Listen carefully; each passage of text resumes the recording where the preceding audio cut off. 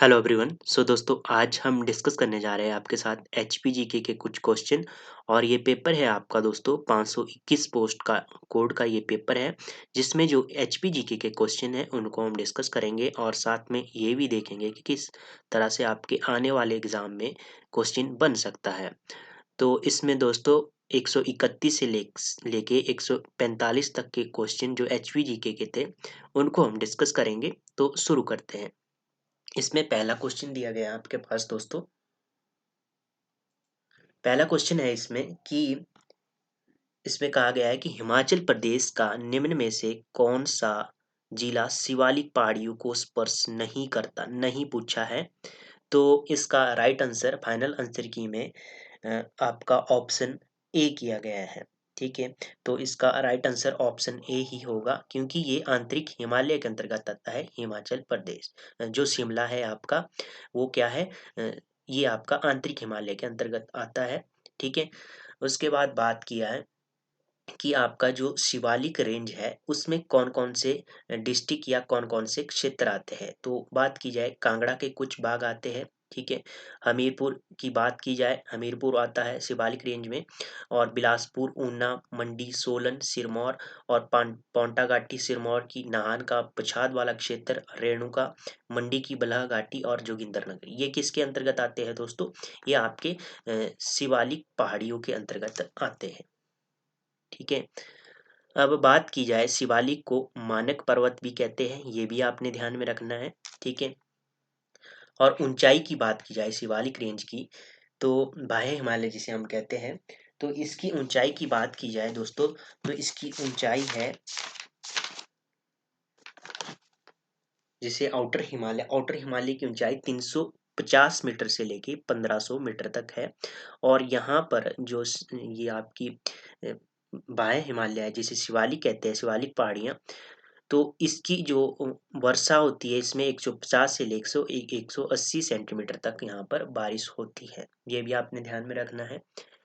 तो आगे है क्वेश्चन आपका, हिमाचल रेंज धौलाधार किस जिले में सर्वाधिक आती है? तो जो धौलाधार रेंज है वो किस डिस्ट्रिक्ट में सबसे अधिक आती है? तो इसका राइट आंसर आपका फाइनल आंसर की में आपका ऑप्शन ए है, कांगड़ा।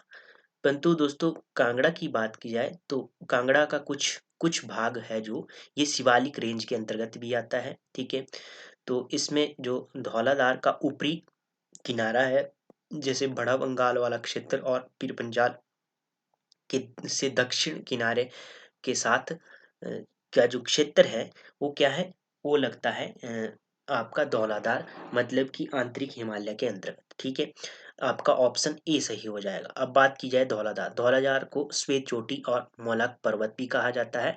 ये आंतरिक हिमालय के अंतर्गत आता है, ये भी आपने ध्यान में रखना है, जिसे इनर हिमालय कहते हैं। बात की जाए इसकी ऊंचाई की, आंतरिक हिमालय की ऊंचाई कितनी है, कितने से कितनी तक है? तो इसकी 1500 मीटर से लेके 4500 मीटर तक इसकी ऊंचाई है, ये आपने ध्यान में रखना है।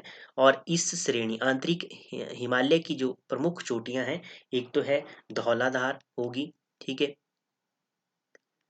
और एक है पीर पंजाल। ये आपने ध्यान में रखना है क्योंकि ये क्वेश्चन पूछा जा चुका है। ठीक है, धौलाधार और पीर पंजाल चोटी किस श्रेणी के अंतर्गत आती है? आगे है क्वेश्चन आपका 133, हिमाचल प्रदेश के निम्न में से कौन से जिले शुष्क शीतोष्ण क्षेत्र में आते हैं? अब शुष्क शीतोष्ण की बात की जाए, ड्राई टेम्परेचर जोन की बात की जाए, तो इसमें कौन कौन से आते हैं? राइट आंसर आपका ऑप्शन सी है फाइनल आंसर की में। ठीक है, तो ये आपका राइट आंसर हो गया। ठीक है, जो शुष्क है वो शुष्क शुष्क शीतोष्ण क्षेत्र की बात की गई है। तो ड्राई की बात की जाए तो लाहौल स्पीति और किन्नौर ये शुष्क शीतोष्ण क्षेत्र है। आगे है बात आपका अगला क्वेश्चन है, निम्नलिखित में से कौन सी झील हिमाचल प्रदेश के चंबा जिले में नहीं है? तो चंबा जिले में नहीं स्थित नहीं है। तो इसमें से आपको राइट आंसर ऑप्शन ए हो जाएगा, करेरी झील क्या है, ये चंबा जिले से संबंधित नहीं है। ये कहाँ से है? करेरी की बात की जाए तो ये कांगड़ा डिस्ट्रिक्ट की झील है। ठीक है, कांगड़ा में और कौन सी है? डल झील है, मछियाल झील है, ये आपने ध्यान में रखनी है। चंबा की बात की जाए दोस्तों, चंबा में है मणिमहेश, गड़ासूर, खजियार, लामा, महाकाली, ये क्या है? चंबा की लेक्स है। आगे है पब्बर निम्न में से किस नदी की सहायक नदी है। पब्बर की बात की जाए, काफी बार हमने इस वीडियो को इस जो नदी को डिस्कस किया है अपने सेशन में। तो पब्बर की बात की जाए तो इसका राइट आंसर आपका क्या होगा, इसका राइट आंसर ऑप्शन सी हो जाएगा, यमुना। यमुना की सहायक नदी है पब्बर। और कौन कौन सी है, ट्रॉस है, पब्बर है, गिरी है, बाटा है, जलाल है और आंध्रा है। ठीक है, ये किसकी सहायक नदियां हैं, ये आपकी यमुना की सहायक नदियां हैं। अ, उसके बाद बात की जाए चिनाब। चिनाब की दो नदियां हैं, चंद्रा और भागा। ठीक है, ये भी आपने ध्यान में रखना है। रावी की बात की जाए तो भांदल है, सयूल है, बैरा है, तंतगिरी है और बूदिल, ये इसकी सहायक नदियां हैं। ब्यास की बात की जाए तो इसकी है पार्वती, सोलंग, मनालसू और सियोजन, ये क्या है, इसकी सहायक नदियां ब्यास की।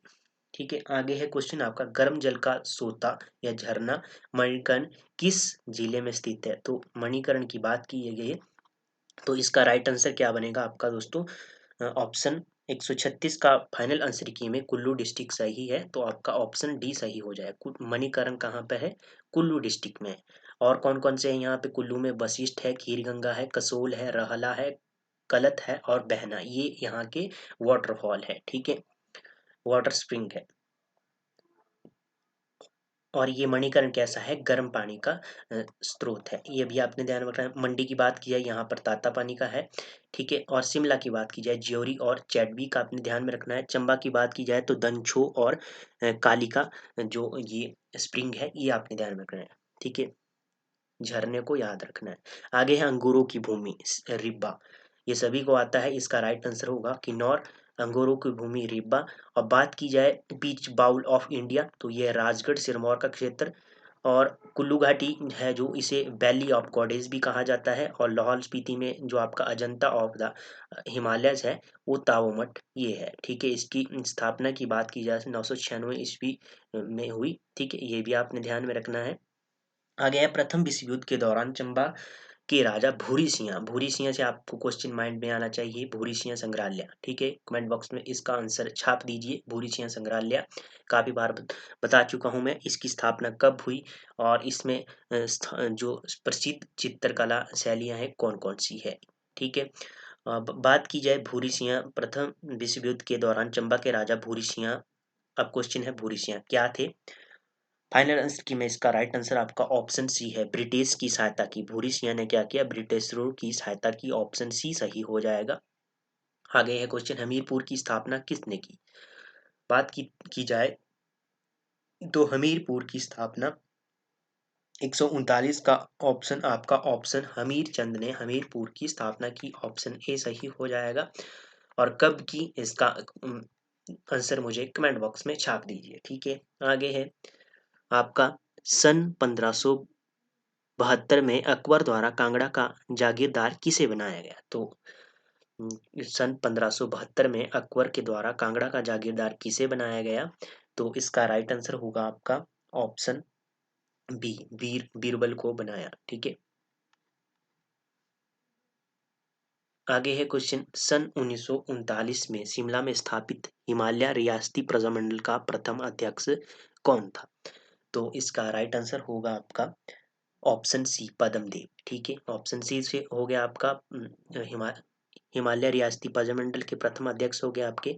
ठीक है, वाई एस परमार की बात की जाए, एचपी निर्माता है। ठीक है, बाबा कांशीराम से आपने ध्यान में रखना है, पहाड़ी गांधी किसने कहा, जवाहरलाल नेहरू ने कहा, पहाड़ा द बुलबुल सरोजनी नायडू ने कहा। और जो पहाड़ी गांधी, इन्हें किस मीटिंग में कहा गया, ये भी आपने ध्यान में रखना है। होशियारपुर में एक 1937 में एक मीटिंग हुई थी, उसमें जवाहरलाल नेहरू ने इन्हें बाबा कांशीराम को पहाड़ी गांधी की उपाधि दी। ठीक है, भागमल सोटा से आपने ध्यान में रखना है, इनको 1939 धामी गोलीकांड में पहला व्यक्ति था जिसे गिरफ्तार किया गया था। आगे है आपका क्वेश्चन, पजौता आंदोलन। पजौता आंदोलन की बात की जाए 1942 में इसका विस्तार, मतलब ये किस आंदोलन से संबंधित था, मतलब ये किस आंदोलन का एक भाग था। तो इसका राइट आंसर आपका ऑप्शन बी हो जाए, सी हो जाएगा, भारत छोड़ो आंदोलन। ठीक है, ऑप्शन सी हो जाएगा, ना कि बी। ठीक है, और इसके मुख्य नेता आपने ध्यान में रखना है, कई बार पूछा गया है कि पजौता आंदोलन के मुख्य नेता कौन थे। तो वैद सूरत सिंह को आपने ध्यान में रखना है। ठीक है, उसके बाद है गुज्जर है। गुज्जर क्या है, मुख्यतः गुज्जर क्या है? तो इसका राइट आंसर, आपका फाइनल आंसर की में ऑप्शन डी है, ए और बी। ये क्या है, हिंदू भी है और मुस्लिम भी है। ठीक है। लाहौल क्षेत्र में कौन सा त्योहार केवल पुरुषों द्वारा ही मनाया जाता है? तो इसका राइट आंसर हो जाएगा दोस्तों आपका डेचांग। ऑप्शन बी सही हो जाएगा। ऐसा त्योहार जो केवल पुरुषों के द्वारा ही मनाया जाता है। ठीक है। तो ये थे कुछ क्वेश्चन HPGK के दोस्तों। यदि आपको सेशन अच्छा लगा हो या हेल्पफुल लगा हो तो आप हमें लाइक कर सकते हैं, सब्सक्राइब कर सकते हैं। और धन्यवाद दोस्तों, मिलते हैं नेक्स्ट सेशन में। तब तक के लिए जय हिंद, जय भारत।